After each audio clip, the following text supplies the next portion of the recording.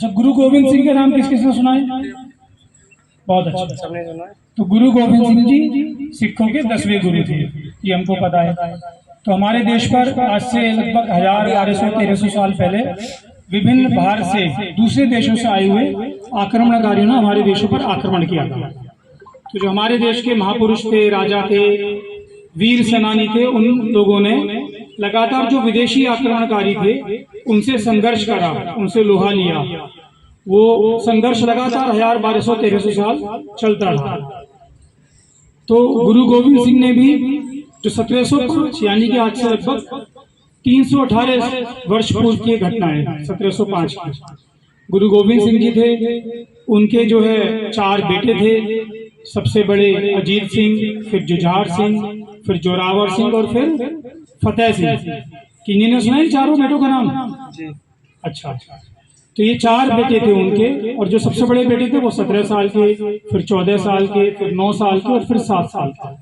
तो जैसे मैंने बताया कि जो हमारे देश के राजा थे, महापुरुष थे, वीर पुरुष थे, वो लगातार मुगलों से, जो मुगलों ने हमारे देश पर आक्रमण किया था, उनसे संघर्ष कर रहे थे, अपने देश को आजाद करा रहे थे। क्योंकि वो लोग हमारे देश के लोगों पर बहुत जुल्म करते थे, बहुत ज्यादती करते थे, माँ बहनों के साथ, हमारे मंदिरों के साथ। तो ऐसे जो वीर पुरुष थे हमारे, जैसे गुरु गोविंद सिंह, वो उनसे लगातार संघर्ष करते थे। तो अभी समय कम है, थोड़ी सी आपको शॉर्ट में मैं बात बताऊंगा बस। तो 1705 की जो बड़ी घटना है, तो जो बड़े बेटे थे अजीत सिंह और जुझार सिंह, तो वो तो एक जंग यानी कि युद्ध में इतनी छोटी आयु में लड़ते हुए शहीद हो गए। लेकिन जो मैंने बताया वीर बालक बलिदान दिवस, जिसके लिए 26 दिसंबर 1705 की जो घटना है, तो गुरु गोविंद सिंह जी उस समय आनंदपुर साहिब वाले किले नुमा, जिसको गुरुद्वारा बोलते थे, उसमें महल में वो रहते थे। लेकिन उस पर आक्रमण हुआ, युद्ध हुआ। तो ऐसे में युद्ध में कई बार बचाने के लिए भागना भी पड़ता है, अपने स्थान को छोड़ना भी पड़ता है, फिर से पीछे हट के आक्रमण भी करना पड़ता है। ऐसे वो अपना स्थान छोड़कर गए।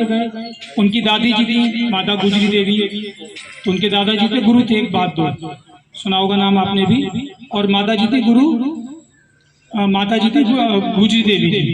तो दोनों वीर बहादुर बालक माता जी के साथ परिवार से पिछड़ गए। बाकी लोग परिवार के अलग हो गए, दादी जी के साथ दोनों बालक अलग हो गए। और फिर छुपते छुपाते कुछ 100-200 किलोमीटर, 150 किलोमीटर दूर चलते हुए किसी एक पुराने नौकर की दगाबाजी से वो लोग मुस्लिम शासक के चंगुल में आ गए। अब जब मुस्लिम शासक ने पकड़ लिया, हम लोग जानते हैं बहुत सारे हमारे उससे पहले के वीर हकीकत राय का नाम हमने सुना होगा, और पुराने और बहुत सारे महापुरुषों का नाम सुना होगा। तो मुस्लिम जो आक्रमणकारी थे वो लोग क्या करते थे, जैसे ही कोई पकड़े जाता था हिंदू शासक, तो उसको पकड़कर सबसे पहली कंडीशन, शर्त क्या लगाते थे कि आप मुस्लिम धर्म स्वीकार कर लो, फिर आपको हम छोड़ देंगे, बख्श देंगे। तो वो जो जोरावर सिंह और फतेह सिंह, 9 साल और 7 साल के जो बालक थे, वो अपनी दादी गुजरी देवी के साथ पकड़े गए। तो उनसे भी उन शासक ने यही कहा कि तुम मुस्लिम धर्म स्वीकार करो। अब आप समझते हो, आप में से बहुत सारे तो 7 साल का तो शायद कोई एक का दुक्का बालक होगा, फर्स्ट क्लास का बच्चा बैठा वो होगा, और 9 साल के हम में से बहुत छोटे बालक होंगे। अच्छा, आप भी नहीं हो, 6 साल के आएंगे, ठीक है। तो 7 साल के और 9 साल के बालक थे वो दोनों, जोरावर सिंह और फतेह सिंह। तो उनको जब उसके सामने, राजा के सामने प्रस्तुत किया गया पकड़ने के बाद, तो उनसे कहा कि आप मुस्लिम धर्म स्वीकार कर लो। तो उन दोनों बच्चों ने मुस्लिम, क्योंकि उनकी शिक्षा जो थी, पिताजी उनके गुरु गोविंद सिंह थे, दादाजी तो गुरु तेग बहादुर थे, दादी जी माता गुजरी देवी थी। तो पूरा उनका इतिहास, 10 गुरु का हम जानते हैं, बलिदान का, देश के लिए लड़ने का, मर मिटने का इतिहास था। बचपन से संस्कार वैसे थे। तो उस समय तो किसी ने नहीं कहा, लेकिन चूंकि परिवार के पुराने संस्कार थे, तो बच्चों ने स्पष्ट रूप से कह दिया कि हम अपनी बलिदान कर देंगे, अपने आप को बलिदान कर देंगे, लेकिन अपना धर्म नहीं छोड़ेंगे और मुस्लिम धर्म स्वीकार नहीं करेंगे। अब चूंकि मुस्लिम शासक विदेशी आक्रमणकारी थे, तो वो लोग जो जुल्म जो करते थे, जो ज्यादती करते थे, वो भी नए नए तरीके से करते थे।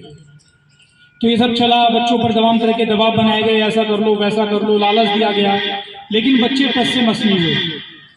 तो वो लोग जो ज्यादती करते थे वो ऐसी करते थे जिसकी चर्चा बाहर भी हो और लोग भी डर जाएं।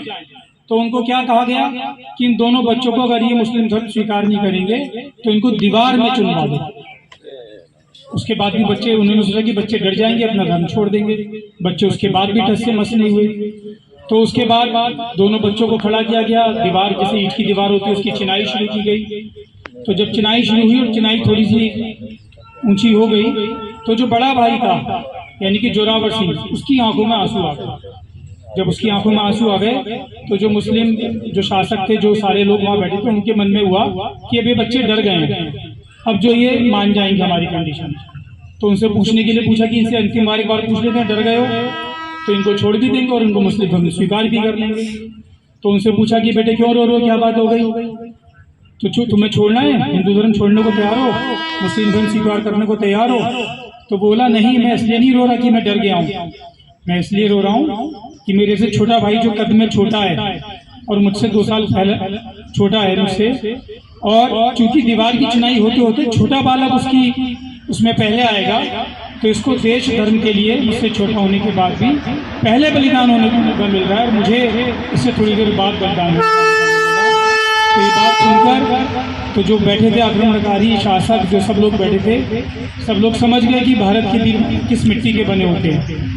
और वो बच्चे दोनों टस से मस नहीं हुए। फिर जैसा हम इतिहास जानते हैं, दोनों को उस दीवार में चिनवा दिया, जीते जी दोनों वहां पर एक तरह से दफन कर दिए गए। तो ये एक छोटी सी कहानी हम लोगों को पता लगी कि देश धर्म के लिए बच्चों ने बिना किसी के बताए अपने परिवार के संस्कारों के कारण अपने देश धर्म के लिए बलिदान दिया।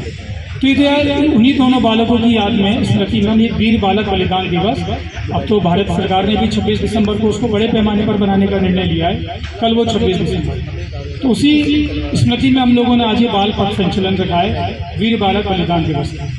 तो हम लोगों को क्या करना है, अब ये पथ संचलन में अच्छे से चलेंगे, लेकिन इसके साथ साथ तो जो हमारे जो देश का जो इतिहास है, जैसे मैंने अपनी एक छोटी सी एक कहानी आपको बताई। हमारे घर में मम्मी पापा हैं, चाचा ताऊ हैं, बुआ हैं, जो भी घर में रहते हैं, तो हम लोग अपने ये बच्चों का काम भी बता रहा हूँ, बड़े लोगों का काम भी है कि अपने इतिहास से अपने बच्चों को रूबरू कराएं, उनको जानकारी दें।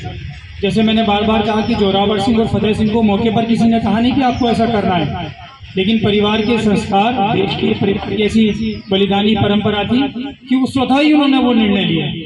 तो हमें भी आज हम यहाँ पर बैठे हुए हैं, स्वतंत्र भारत में सांस ले रहे हैं, अपने सब धर्म के काम खुले मन से कर पाते हैं, अपने मन को अनुरूप हम शिक्षा ले रहे हैं, व्यापार कर रहे हैं। ये सब जो है, ये ऐसे बलिदानी जो महापुरुष हैं, ये तो भी 318 साल पुरानी आपको सुना रहा हूँ।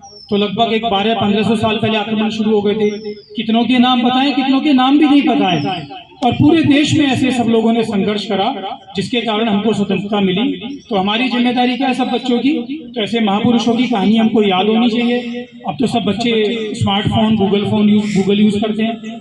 तो जहां आप लोग ऑनलाइन गेम खेलते हो, सारे काम करते हो, तो उस गूगल पर कभी सर्च भी करो भारत के वीर बालक। अगर आप ये भी डालोगे गूगल पर, तो बहुत सारे बालक निकल आएंगे। हकीकत राय, आपको मैं होमवर्क दे रहा हूँ, हकीकत राय की आप कहानी पढ़ना। जब आप पढ़ोगे बहुत अच्छी लगेगी। और कहानी पढ़कर अगर बड़े लोग आपको कहानी नहीं सुना रहे, तो छोटे बच्चे बड़े लोगों को भी हकीकत राय की कहानी सुनाए, फिर माँ बाप को अच्छा लगेगा, वो भी सुनाए। आए हुए सभी हमारे वरिष्ठ शिक्षक बैठे हैं और माता पिता भी बैठे हैं, उनसे भी मेरा आग्रह है कि अपने देश के जो पिछले 70 वर्षों का हमको पता है कि ऐसी शिक्षा पद्धति नहीं रही जो अपने गौरवशाली इतिहास के बच्चों को उसको जानकारी कराए। लेकिन अब हमारा देश एक अलग दिशा में चल रहा है। हम सब जान रहे हैं, बहुत अच्छे अच्छे देशभक्त लोगों को प्रिय लगने वाले काम इन पिछले 8-10 सालों में हो रहे हैं। तो ये हम सबकी अब सामूहिक जिम्मेदारी है कि सब काम सरकार के भरोसे नहीं होते, समाज की भी अपनी एक जिम्मेदारी है। तो हमारी जिम्मेदारी अपने देश के गौरवशाली इतिहास को हम लोग जानें, समझें और नई पीढ़ी को उससे अवगत करें। बहुत बहुत धन्यवाद।